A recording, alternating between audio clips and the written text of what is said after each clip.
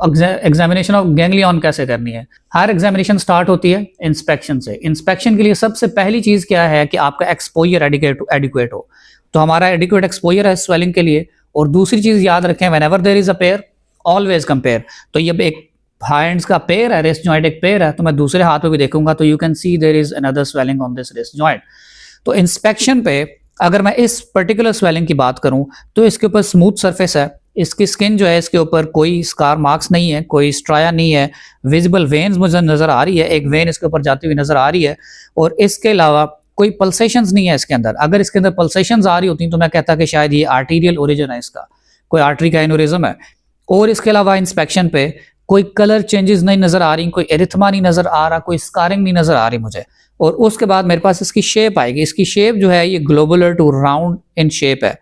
Inspection के बाद अब हम इस पे जाएंगे इसकी पैल्पेशन पे। तो पैल्पेशन हमेशा स्टार्ट करनी है 2 टीज के साथ। नंबर 1 टी क्या है? टेम्परेचर। मैं स्वेलिंग का टेम्परेचर कंपेयर करूंगा कि स्वेलिंग जो है ये वार्म तो नहीं है compare to the rest of the skin. दूसरे नंबर पे मैं इसकी टेंडरनेस देखूंगा, पेशेंट से पूछूंगा कि इसमें आपको दर्द तो नहीं है, आपको इसको तकलीफ तो नहीं है, इसके अंदर दर्द हो रही है। तो मैं हल्की सी टेंडरनेस एलिसिट करके देखूंगा कि पेशेंट के चेहरे की तरफ कहीं इतनी जो इसकी पेन है ये किस लेवल की पेन है, टेंडरनेस कितनी है। उसके बाद इसका साइज आ जाएगा। इंचेस टेप से आपने इसका 2 डायमेंशन में साइज में ये करना है, विच वुड बी रफली 4 into 3 सेंटीमीटर। अब हम इस स्वेलिंग के मार्जिन, इसकी सरफेस, इसकी फिक्सिसिटी, इसकी कंसिस्टेंसी की बात करेंगे। तो अगर इसके मार्जिन की बात करें तो ये बिल्कुल जबरदस्त एक रेगुलर मार्जिन वाली स्वेलिंग है। इसकी सरफेस जो है ये स्मूथ है, बॉसलेटेड नहीं है, इंडेंटेशन नहीं है इसके ऊपर। इसकी स्किन जो है इजीली पिंचेबल है इसके ऊपर, इसका मतलब कि ये इसके साथ फिक्स नहीं है।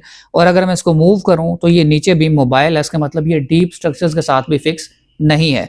अब आ जाए इसकी कंसिस्टेंसी के ऊपर। तो इसकी कंसिस्टेंसी जो है ये सॉफ्ट सी कंसिस्टेंसी है, सॉफ्ट टू फर्म कंसिस्टेंसी है। गैंग्लियन एक्चुअली सिस्टिक होते हैं बट इसके अंदर फ्लूइड जो है वो साइनोवियल है, तो ये सॉफ्ट टू फर्म आपको देता है, फील देता है। अब आ जाए कंप्रेशन और फ्लक्चुएशन के ऊपर। What is the difference between compression and fluctuation? Compression ये है कि मैं इस स्वेलिंग को कंप्रेस करूंगा, ये अंदर चली जाएगी और जैसे ही मैं इसको छोड़ूंगा तो ये बाहर आ जाएगी। This is compression. फ्लक्चुएशन ये है कि इसको दोनों हाथों से 2 फिंगर से मैं फिक्स करूंगा।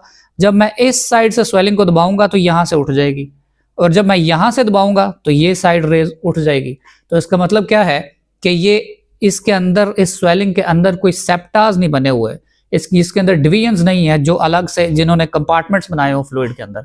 तो जब मैं यहां से कंप्रेस करता हूं ये उठ जाता है, इधर से कंप्रेस करता हूं ये एरिया उठ जाता है। इट मींस कि द स्वेलिंग इज फ्लक्चुएंट। और ये सिस्टिक स्वेलिंग फ्लक्चुएंसी सिर्फ सिस्टिक स्वेलिंग में पॉजिटिव होती है। लास्टली आपने क्या देखनी है? Things other than the swelling. और things other than the swelling इसमें मैं क्या देख सकता हूँ? रिस्ट की मूवमेंट्स। आप अपनी उंगलियां हिलाएं जरा, 4 उंगलियां मुट्ठी बांध करें, ठीक है। यहाँ पे उंगलियां सुन तो नहीं होती हैं आपकी, सो तो नहीं जाती? दर्द महसूस होती है? टच कीते उन्हें दे हुंदा पिया? तो आप सेंसेशंस चेक करेंगे डर्माटोम्स के अंदर, पेशेंट की क्रूड सेंसेशन और फाइन टच आपने देखना है। तो ये आपकी एग्जामिनेशन ऑफ गैंग्लियन है।